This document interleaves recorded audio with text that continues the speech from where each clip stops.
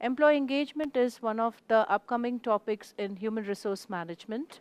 What is employee engagement?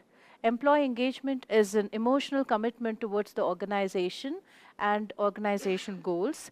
When we are engaged and emotionally committed, we are going to give discretionary effort and go extra mile to achieve the objectives of the organization.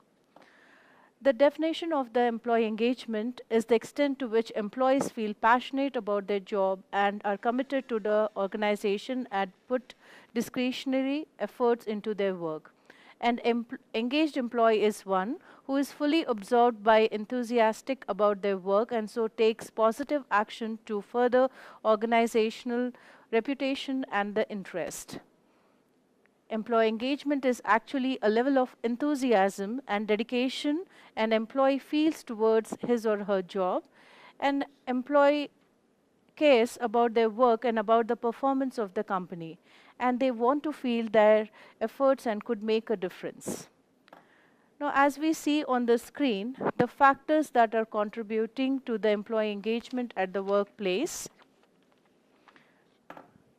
The first factor is career development opportunity. This is one of the important factors for the employee engagement. Every organization need to see that they not only grow themselves, but they also need to look into the career development opportunities of an individual who is working in the organization. For example, in these days in the MNCs, most of the youngsters are joining in the MNCs and they are looking forward to join for the higher courses. So educational courses can be provided for these people, as well as there could be a reimbursement of the tuition fees. Some kind of a counseling services can be provided to the employees of the organization. Skill training, which is in-house as well as outside training, can be provided to the employees. Promotion and internal career advancement scheme can be initiated for the employees. Second one is flexibility in the workplace.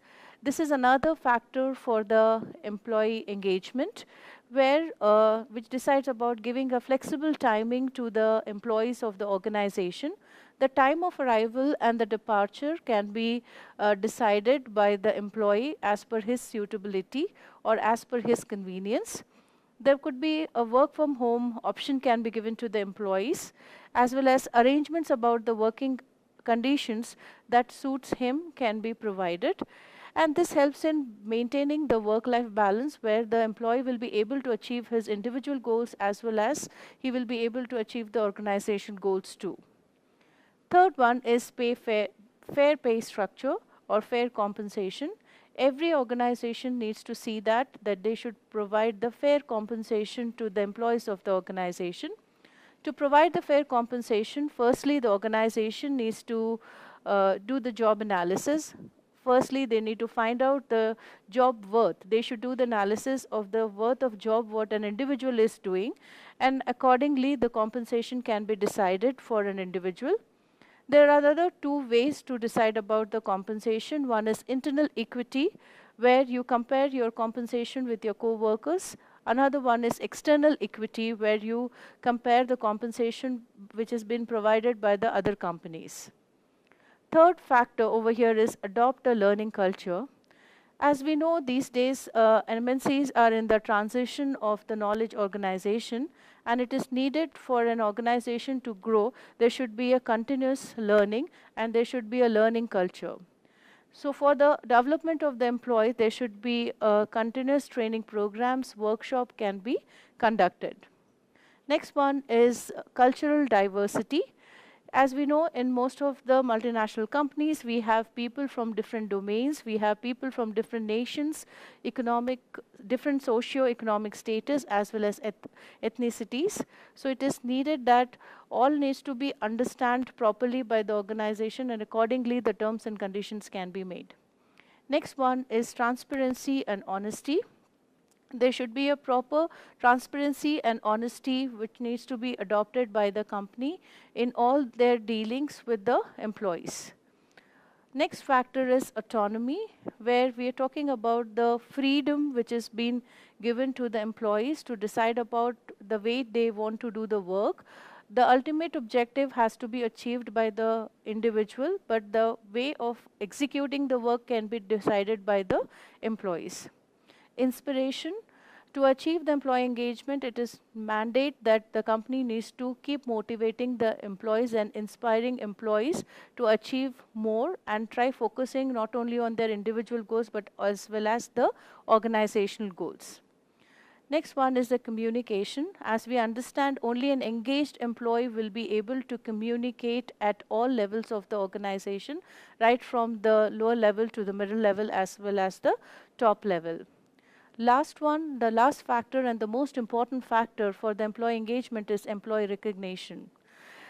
The time-bound recognition and reward needs to be provided to all the employees of the organization. This gives a motivation to an employee and make employee feel committed towards the organization, and he might create a feeling of self-belongingness towards the organization.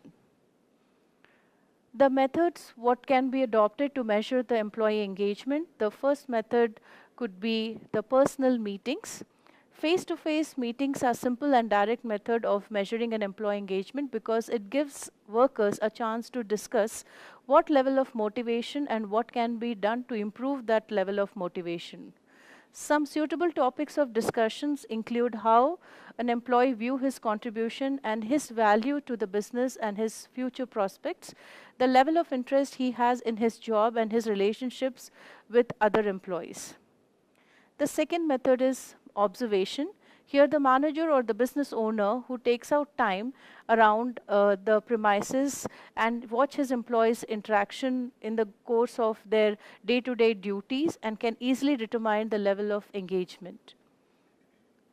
Third method over here is performance appraisal. Regular performance appraisals are useful method of determining how an engaged employees are in their jobs and giving them a useful feedbacks. Fourth one is a customer satisfaction. There is a direct correlation between the customer satisfaction and the employee engagement. Customers are more likely to buy a product or service when an employee shows enthusiasm for it. A company can also get a sense of employee engagement by having customers provide feedbacks on the level of services provided by them. Fifth one is inspection opportunities. Another way to measure an employee engagement is to let the employees put their skills and ideas into action.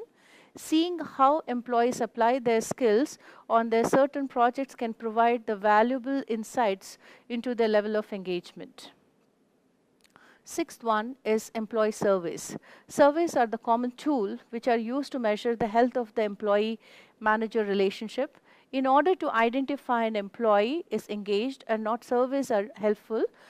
With the help of standardized survey tools, also survey can be conducted. Next one is Peakon, People Analytics and Employee Engagement Software. Peakon is a London and Copenhagen-based people analytics startup established in 2014. Apart from measuring employee engagement with a set of survey questions, it's a machine learning platform analyzes the employee comments to discover common themes. The software also allows the employees to provide feedback and managers to enter an anonymous dialogue with the employees. The last one under this is exit interview. Exit interview can be highly informative if the right questions are asked.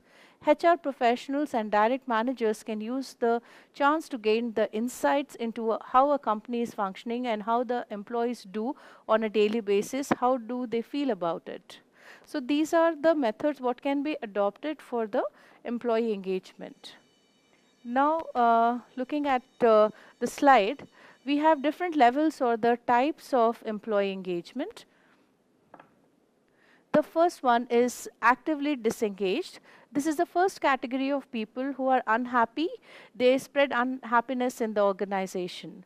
And they not only make themselves unhappy to do any kind of a work in the organization, but they also spread the negative word, provoking and convincing people to leave their jobs too. Second level or the second type of employee engaged employees are, the second category of people are those who are identified like a word, like a passion, alignment and innovation. which means they are passionate, connected to the company, and are innovative. They contribute new ideas and turn ideas into reality. These employees are positive in their outlook and they spread positivity. They are proactive and can anticipate the future market conditions, are prepared well in advance.